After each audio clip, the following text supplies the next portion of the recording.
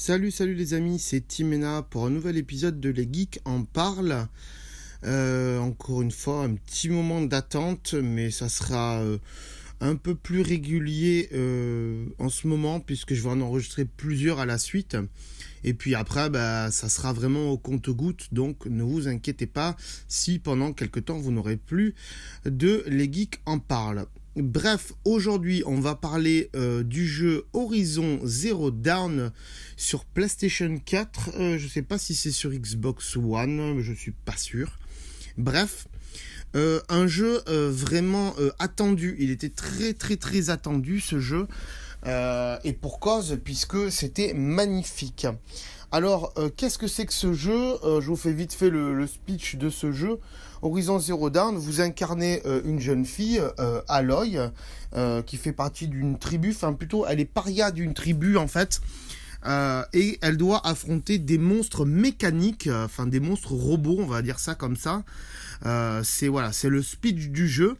Donc on va découvrir pourquoi il y a ces monstres robots, puisqu'en fait, sans vous spoiler de l'histoire, c'est des gens qui sont revenus un peu à l'âge de pierre, donc avec des arcs, des lances et ce genre de trucs. Ils sont revenus parce qu'en fait, la civilisation qu'il y avait avant eux, elle était technologiquement très avancée.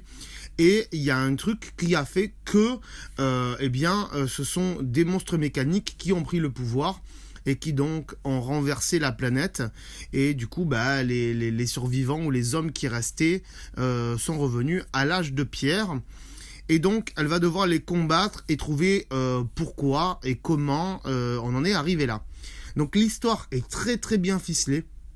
Franchement, c'est une histoire dans le jeu vidéo où ça m'avait pas bouleversé depuis des années. Les histoires qui m'ont bouleversé dans le jeu vidéo, je sais pas, c'est des Final Fantasy, 7, 8, 9 par exemple. Ou peut-être les premiers Assassin's Creed encore, c'était pas très bouleversant en termes d'histoire. Mais voilà, c'est des histoires qui accrochent, où on est vraiment intéressé et on a envie de découvrir encore plus du jeu et de l'histoire. Donc je pense qu'il y aura une suite par rapport à ce qu'ils en ont fait de la fin. C'est possible. Le gameplay, il est au top. On est dans un gameplay entre Assassin's Creed, Tomb Raider, ce genre de choses. C'est les mêmes moteurs graphiques et tout ça. Donc c'est plutôt pas mal. Sur PlayStation 4 Pro, c'est vraiment très joli. Même si ma télé 4K est pas vraiment compatible avec la Pro. Mais c'est vraiment très beau. Est magnifique, tout ça.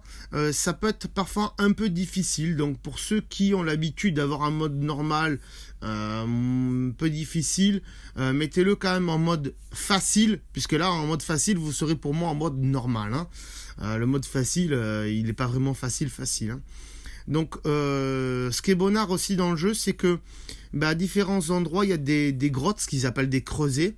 Il y en a peut-être 4 ou 5 sur la map.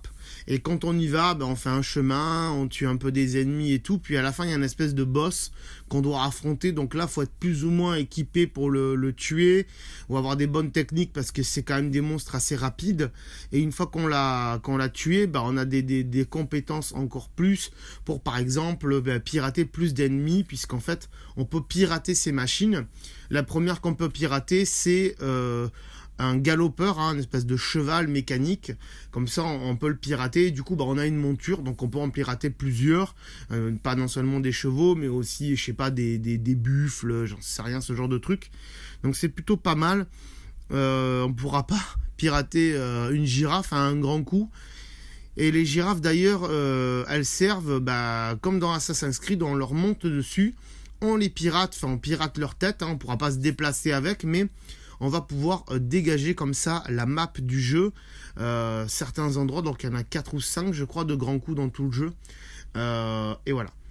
Bref, vous l'aurez compris, un jeu magnifique, encore une fois, la carte elle est immensime, je sais pas si ça se dit immensime, il y a des endroits où c'est vraiment un peu difficile.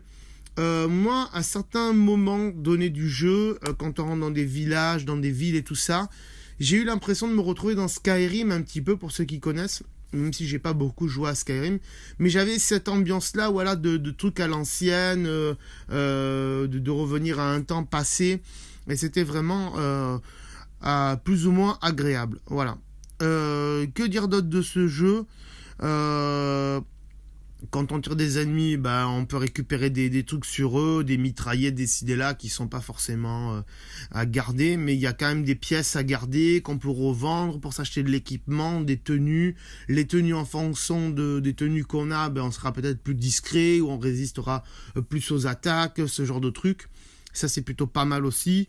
On a comme arme, on a un arc qu'on peut faire évoluer, donc on a plusieurs arcs. Le mieux, c'est d'avoir 3 arcs, parce que un seul arc ne fait pas tout. Disons qu'il y a 3 types d'arcs. Un qui va lancer des flèches perçantes, un qui va lancer par exemple de la glace, du feu et de l'électricité, et un autre qui va faire plus autre chose. Donc voilà, au moins avoir 3 arcs toujours avec soi, et après on peut choisir avec des bombes, ou par exemple une espèce de mitraillette de fléchettes. Là c'est un peu plus dur pour les avoir, mais voilà, c'est plutôt pas mal. Y a un DLC qui devrait sortir d'ici fin de l'année, je pense. Je sais pas du tout ce que ça va donner. Il y aura des costumes en plus apparemment, et puis d'autres trucs, mais il y aura une histoire en plus. Donc à voir ce que ça va donner. Voilà les amis, j'espère que cette émission elle vous aura plu. Comme vous l'aurez vu, je vous ai mis des captures de quelqu'un qui a joué à ce jeu pour vous montrer un peu ce que c'est sur YouTube, pour ceux qui regardent l'émission sur YouTube. Et puis, ce que je vais vous demander aussi, pour les gens qui me regardent sur YouTube, c'est dans les commentaires YouTube, dites-moi si vous voulez que cette émission soit filmée avec ma tronche, puisque je voudrais trouver un format où je pourrais être filmé. Et est-ce que ça vous apporterait quelque chose que de voir ma tête ou pas? Est-ce que vous avez envie de la voir ou pas? Donc dites-moi-le dans les commentaires sur YouTube si vous avez envie de voir ma tronche. Sinon, ne vous inquiétez pas, pour ceux qui l'écoutent que en audio, il y aura toujours le format audio qui restera tel quel. Et puis si après vous avez envie de voir vraiment ma tronche, n'hésitez pas à aller sur YouTube. C'est la chaîne de École Appli. Je sais pas si vous la connaissez. Donc vous tapez École Appli et puis vous devrez trouver assez facilement. De toute façon, il y a tout dans les descriptifs et tout ça. Donc voilà. Je vous remercie et je vous dis à très bientôt. Ciao, bye bye.